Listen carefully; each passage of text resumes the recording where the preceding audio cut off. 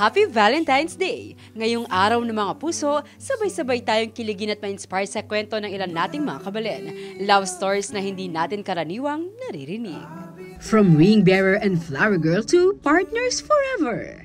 Ito ang kwento ng mag-asawang sina Jonella at Missy Ilagan mula sa bayan ng Magalang, Pampanga. 2003 nang parehong magsilbing abay ang mga ito sa kasal ng katrabaho ng kanilang mga ina. Nagkataon pang partners sila. Bale, yung unang pagkikita namin is mag-aabay kami dyan sa may co-teachers ng mama namin. Nag-abay kaming parehas. Then parang kami yung naging partner nun. Pagkatapos namin mag-abay, wala na. Hindi na kami nagkita ulit. Pagkatapos ng araw na iyon, hindi na raw muling nagkita ang dalawa. Lalo pat mula sa Magalang si Jonella habang tiga Mexico naman si Missy. Mas napalayo pa si Missy nang siya ay magtrabaho na sa siyudad San Fernando. Ngunit kapag ang tadhana ang umandar, talaga namang ikaw ay mamamangha. Dahil pagkalipas ng 16 na taon noong 2019, muling nagtagpo ang kanilang landas. Bale, one time papunta akong Angeles. Then sila papunta dito sa work niya. Nakasakay ko siya sa jeep. Kaso gusto ko siyang i-approach. Kaso parang nag-aalangan ako, baka iba yung hinala ko. Then pag uwi ko sa bahay, tinanong ko kay mama kung anong pangalan nung childhood na naging partner ko nung kasal. Nabanggit naman niya yung pangalan, kaya doon ko nagsimulang i-add siya sa Facebook at i-message. Kakaiba raw ang naramdaman ni Jonella nang masilayan si Missy. Parang ma'am, kinakabahan na-excite kasi. Nung nakita ko siya, parang, yun nga, tumibok yung puso. Ang siste, nagpa-hard to get pa si Missy sa pamamagitan ng hindi pagre-reply agad sa mga mensahe ni Jonella. Actually, hindi man kami agad nagkita, nag-chat-chat muna sa Facebook, pero hindi siya re-reply kasi hindi siya type. Ngunit si Missy, nag-give up din kay Jonella di kalauna.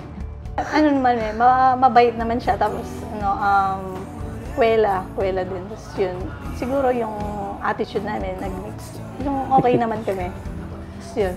Ang 4 na taong pagliligawan at pag-iibigan na uwi rin sa kasalan noong 2023. Nabiyayaan na rin ng isang supling sina Missy at Jonella.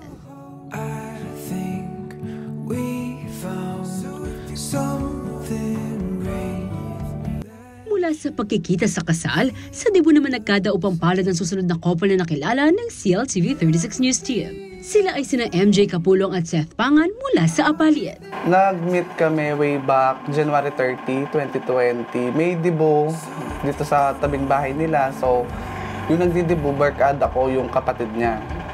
So, na-invite ako para mapumunta lang. Then, during debut, noon nakita ko na siya. Sabi ko, sino yun? Sabi ko, hindi ko naman alam na lesbian siya. So, yun. Tapos, after ng debut, nag-inom. Doon, nagkakilala kami, nagkatabi.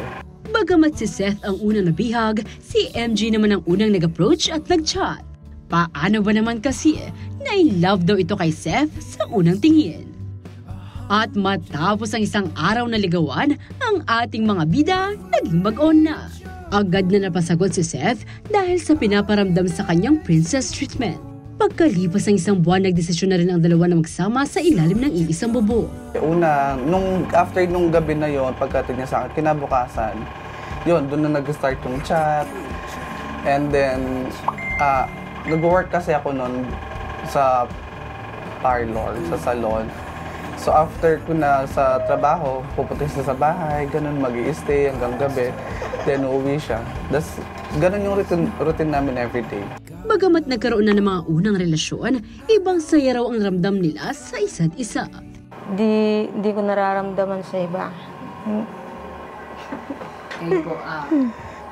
Siyempre malaking difference kasi way back, siyempre magkaiba kami nung nagiging karelasyon.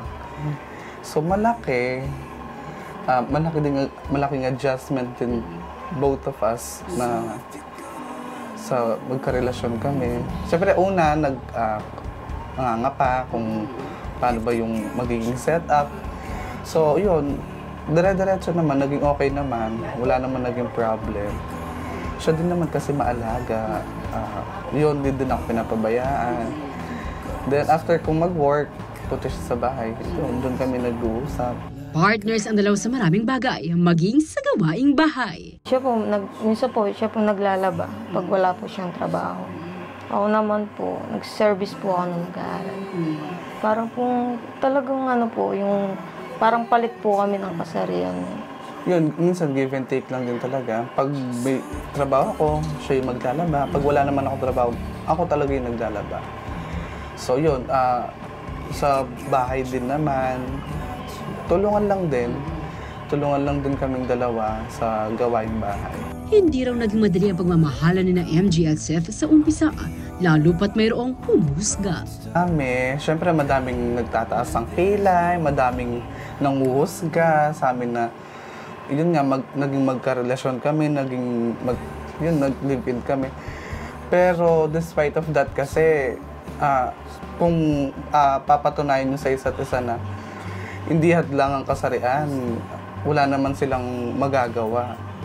As long as na wala kang tinatapakan na tao, ganon. So, yun, kahit may mga sinasabi sila, hindi na lang namin sila pinapansin. Kumbaga, kami rin naman dalawa kasi yung magsasama, hindi naman din sila. Hindi naman sila nagpa-apekto, lalo patanggap sila ng kani-kanilang pamilya. Sa akin kasi, nung inatid niya kasi ako nung gabi nung after ng debut, mama ko kasi mag-atendera sa palengke. Nakita niya na kami. Then kinabukasan, yun, tinanong niya lang ako kung sino yung kasama ko, gano'n. Tapos yun, sabi ko, lesbian siya. Tapos sabi ko, nanliligaw, gano'n.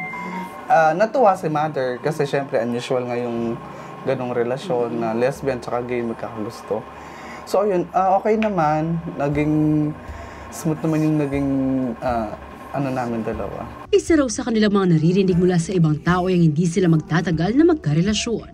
Pinatunayan naman ni Seth at MG na mali ang mga ito at ngayon 5 taon na silang nagmamahalan. Umaasa na rin silang makapagpakasal na at mabiyayaan ng supli. Kung sana magka-baby na kami, ganon. Sana din, mas tatagal pa kami. Yun, hindi, kahit madaming nagiging problema, nagiging away, pero napag-uusapan lang din naman kasi namin siya. So, yung dream lang namin talaga is magka-baby na. And soon, sana din makapagpakasal na din kami. May mensahe rin ng dalawa para sa ibang nagmamahalan na tulad nila. Huwag po silang mahiya. Kung ano po yung nararamdaman nila. Tsaka po, hindi naman po lahat ng LGBT, pareho lang po kami na babae, lalaki. Pwede po sila magmahal kahit sino po. Wala naman po tsaka wala naman sa kasarian ang pagmamahal. As long as na naramdaman nyo sa isa't isa na mahal nyo, ganon. Kung ano yung nasa puso nyo, yun nga, sundin. Naway pagmamahal ang mangibabaw sa puso ng bawat isa para sa pamilya, kaibigan, kabiyak at sa lahat. Liana Canilaw, CELTV 36 News.